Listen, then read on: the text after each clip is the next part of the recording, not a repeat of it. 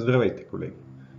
Днес ще ви представя поредния клип за ортодонтското лечение и как доброто планиране и изпълнение може да даде стабилни резултати дълги години след самото лечение.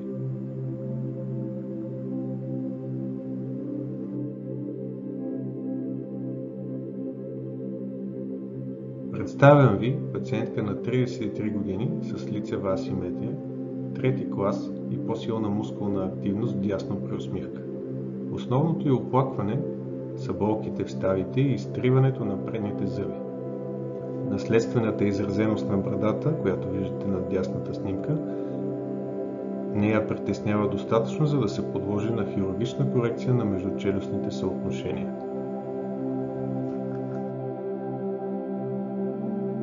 Имаме абразио на резците, което е следствие от кръстосаната оклузия във фронталния участък. Имаме една медиална оклузия в дясната страна, първи зъбен клас в лявата страна, горно-челюстна компресия, особено в областта на премоларите, и една кръстосана захапка при левите премолари и кучешки зъб. При лекото отваряне на устата, което виждате на тези две снимки, с едно свободно движение в ставата, се запазва отклонената долна среда.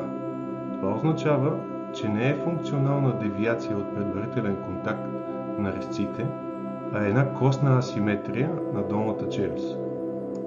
При преминаването от това положение до максималната интеркуспидация, тя принудително приплъзва долната челюст по резците, тези тук вляво, и става от дясната страна трети клас.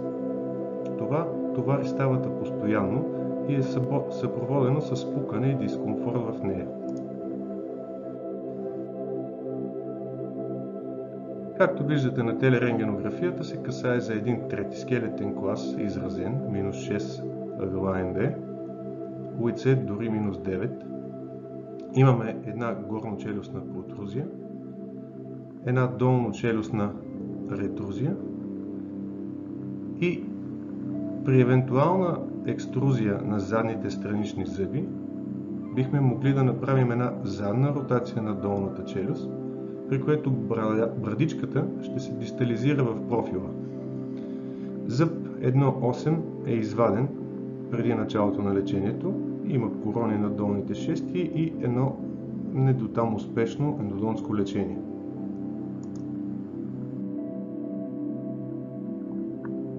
Започвам с горни брекети с транспалатинална дъга за опора и известно разширение в областта на моларите.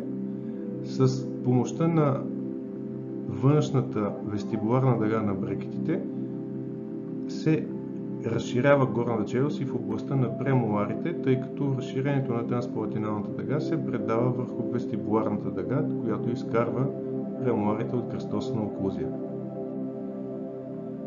Виждате на тези снимки вече са поставени и еластични сепаратори, за да направят място за долните пръстени.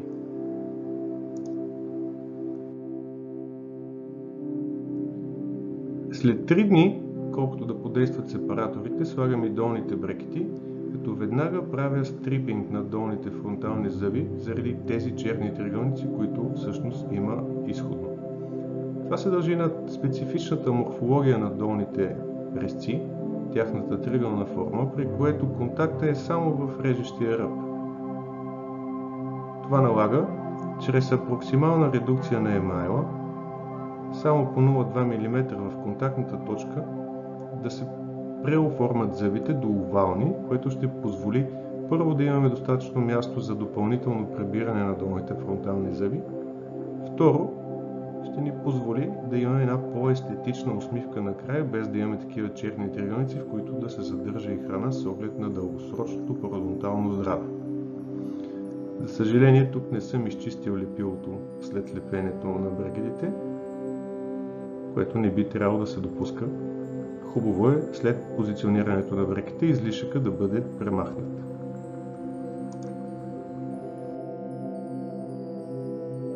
На 25 октомври вече са залепени долните брекети и веднага се слага трети клас ластик с повдигане в областта на вторите молари отзад. Първата дъга, която слагам в долната челюст, поради относително нивелираните зъби, е каре 1622 нивелираща термоактивна долу. В горната челюст тя е 0,14 термоактивна дъга, за да успея тази голяма денивелация да преведем в нормално. Забележете, че самото повдигане на моларите позволява, благодарение на транспалатиналната дъга и разширението, което тя ще постигне и в областта на премоларите поради вестибуларната дъга, да е деблокирана оклузията, така че да може канина и двата премолара да прескочат максимално бързо. За тази цел се използва и крис-крос еластик, закачен на бутон от палатиналната страна на 2-3. Повдигането винаги е толкова, колкото е нужно, за да се деблокира оклузията и да може да премине от кръстосана в нормално. В случая, повдигането на седмите зъби, което виждате, подпомага дистализирането на долната челюст и благодарение на веднага приложението на трети клас еластик дава възможност за екструзия на горните молари и дистализиране на долната челюст с задна ротация.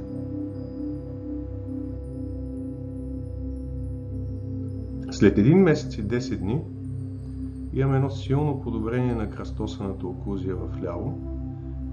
Виждате до каква степен вече е излязъл кучешки и премолара. Имаме едно леко прибиране на долните фронтални зъби, тяхното ретрудиране и протрудиране допълнително на горните.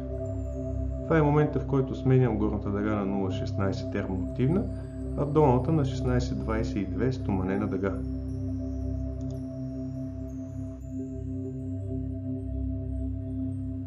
Вече съм на стомана и горе и долу, това е януари 2013, което ми дава възможност да използвам еластични гумени вериги, така че да затворя всички остатъчни треми в долната челюст, чрез ретрудиране на долните резци и създаването на нормален овърджет.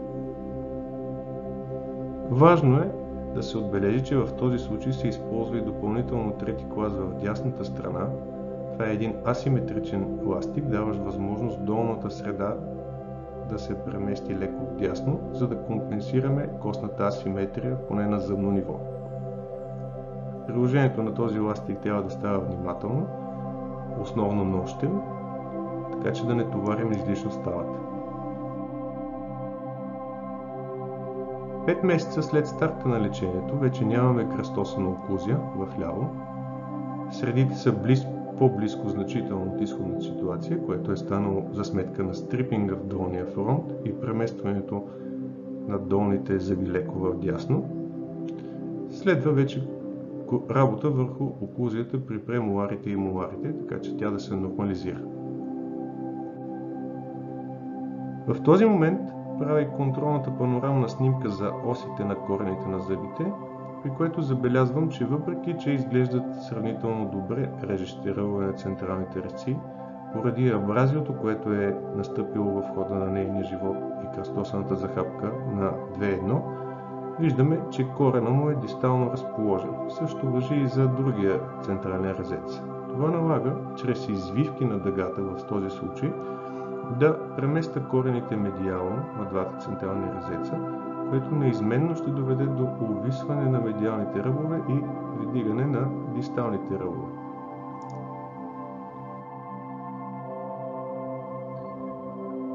Всичко това, свързано с корекцията на кръстосаната захапка във фронта, е постигнато благодарение единствено само на стрипинга в долния фронтален участък. От тук преминаваме през тези черни триъгълници с триъгълни зъби до тук, след което затваряме чрез гумени вериги и трети клас еластици всичките тези пространства.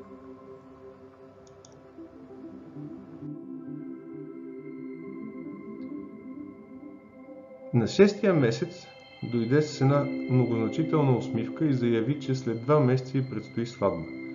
Тогава реших, че трябва да сваля горните брекети фронталните, също и долните фронтални, но за да запазя тяхното съотношение, докато все още върша работа с страничния участък, поставих фиксирани ретайнери в горната и долната челюст.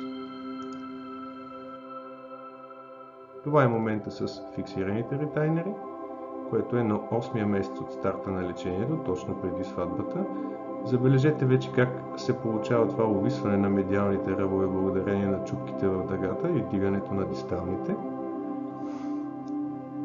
И сваляне на всичките фронтални брекети, за да може да има едни чудесни снимки от сватбата, запазване на страничните, които все още са ми необходими за вертикалната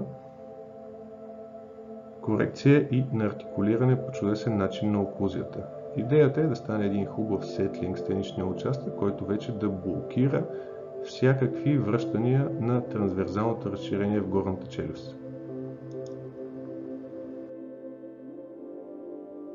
Това е окончателното сваляне на страничните брекети, вече след медения месец на пациентката през декември. Виждате, профила е леко подобрен, брадичката е леко в по-дистална позиция, което се дължи основно на задна ротация на долната челюст, както ще видим след малко. В симетрията има известно подобрение, но далеч не е идеална поради костната асиметрия в долната челюст. Понякога бих искал да сложа една скоба, че за балове и сватби се правят известни изключения. Дори се случва да се свалят всичките брекети за такива събития, след което пак да се сложат, за да се продължи лечението от този момент, до който той е стигнал. Отново обръщам внимание на вдигането на дисталните ръбове, което се дължи на абразираните резци. Идеята е корените да имат едни успоредни оси. Виждате какъв чудесен първи клас има в дясната страна. Нормален оверджет и овербайт, залепените фиксирани ретайнери в горната и долната челюст и втория клас оклузални съотношения вляво поради все пак латерогнатията, която тя има и разминаването на средните линии.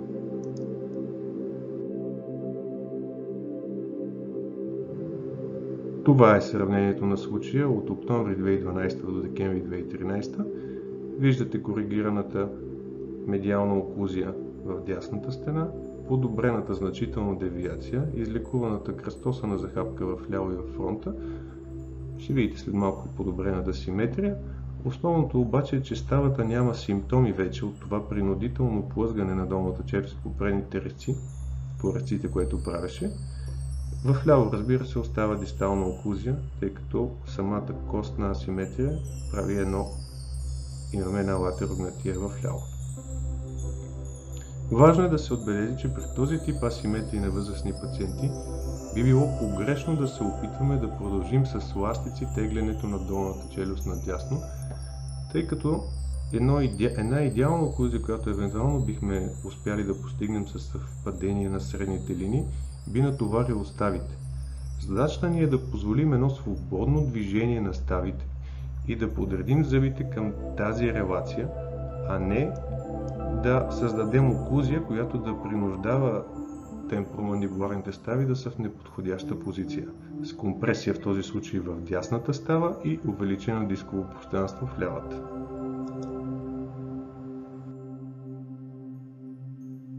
Дори екстраоралната симетрия е подобрена и вече няма проблеми с ставата. Разбира се, симетрията не е пълна, но ставите функционират нормално. Виждате изнасянето на долната челюст в началото вляво, виждате значителното подобрение, което имаме в симетрията на пациентката. АНБ е променен от минус 5,5 на минус 3,4, Уиц от минус 9,7 на минус 5. Всичко това е станало с едно дистализиране на долната челюст, поради екструдирането на горните молари и задната ротация, която става. Допълнително леко са протрудирани горните резци и леко са ретрудирани долните резци, като зъбна компенсация на скелетния проблем. На тези суперимпозиции може да видите всъщност какво се е случило. Обръщам внимание на екструзията на горните молари, което стана още самото начало с трети клас ластик на мека дъга, даващо възможност за една задна ротация на долната челюст и по-задна позиция на брадичката в профила. Промените в горната челюст виждате екструзията на горните молари и леката протрузия на резците. В долната челюст основно ретрузия на резците е настъпила. Червеното е финала, а черното е изходната ситуация.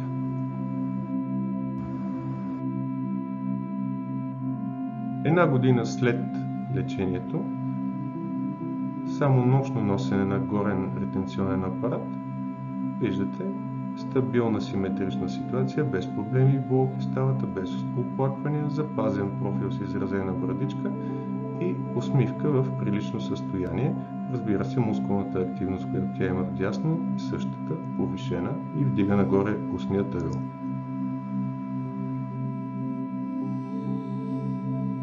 Това са интравралните снимки една година след лечението. Първия клас е запазен вдясно, същото важи и за втория вляво. Средата е в положението, в което оставихме, с известно отклонение вляво заради костната асиметрия. Овърджета и овърбайта са нормални. Така този хирургичен случай е лекуван само с ортодонтски камуфлаж, поради нежеланието за корекция на междучелюстните съотношения от страна на пациентката. Основното е, че сме решили принудителното положение на ставите благодарение на корекцията на наклона на резците и кръстосаната оклузия във фронта. Тук може да видите всички стъпки, през които преминава нейното лечение. С повдигането, нивелирането на горната долна зъбна дъга, едностранния трети клас ластик, сетлинга на оклузите в страничния участък и свалянето на брекетите в фронталния и след медения месец окончателното сваляне на всички. Така от тази тежка кръстосана захапка и латерогнатия вляво, само чрез стрипинг в долните фронтални зъби и изчистване на проблема с черните триъгълници, благодарение на екструзията на горните молари, успяваме да коригираме срещането на зъбите. До нови срещи в следващите видеа от тази поредица.